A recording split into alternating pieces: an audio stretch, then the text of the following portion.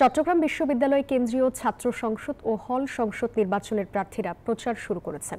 যাচ্ছেন ভোটারদের দ্বারে দ্বারে। প্রকাশ হয়েছে চূড়ান্ত প্রার্থী তালিকা।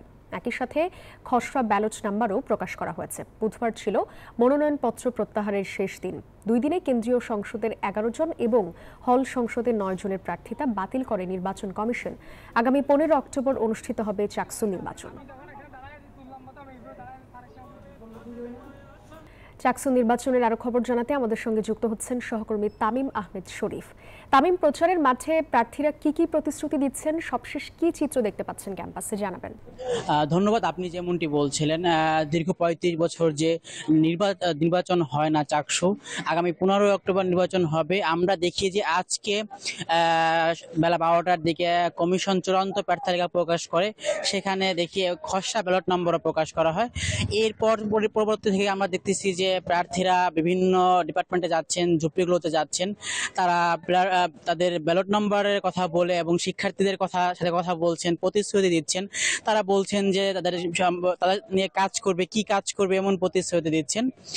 আপনাকে আরও জানিয়ে রাখতে চাই যে আগামীকাল থেকে বিশ্ববিদ্যালয়ে দুর্গাপূজা বন্ধ থাকবে প্রায় 4 অক্টোবর পর্যন্ত। আনুষ্ঠানিকভাবে প্রচার প্রচারণা 4 অক্টোবরের পর থেকেই শুরু হবে।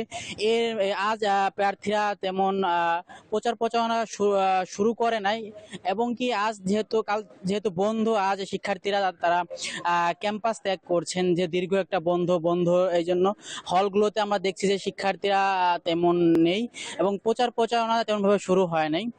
সকাল থেকে আমরা যদি একটু দেখি, জাতীয়তাবাদী ছাত্র দলের প্যানেলের সদস্যরা তারা বিভিন্ন ডিপার্টমেন্টে গিয়েছে, ঝুপড়িগুলোতে গিয়েছেন, শিক্ষার্থীদের সাথে কথা বলেছেন। একই সাথে ছাত্র শিবিরের যে প্যানেল আছে তারাও শিক্ষার্থীদের কাছে গিয়েছেন, তারা কথা বলছেন, তারা বিভিন্ন প্রতিশ্রুতির কথা বলছেন। এছাড়া সকল প্যানেলের সদস্যরা তারা শিক্ষার্থীদের কাছে যাচ্ছেন।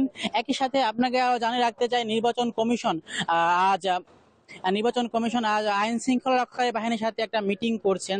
র্যাব, পুলিশ সহ অন্যান্য আইন শৃঙ্খলা রক্ষাকারী বাহিনী যারা আছেন তাদের সাথে মিটিং করছেন। তারা আগামী 15 অক্টোবর নির্বাচনকে সুষ্ঠু করার জন্য একটা পদক্ষেপ নেবে এমনটা জানিয়েছেন।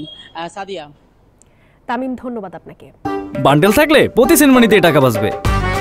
বিকাশ সেনমানি বান্ডেল কিনে জিতুন প্রতি লেনদেনে।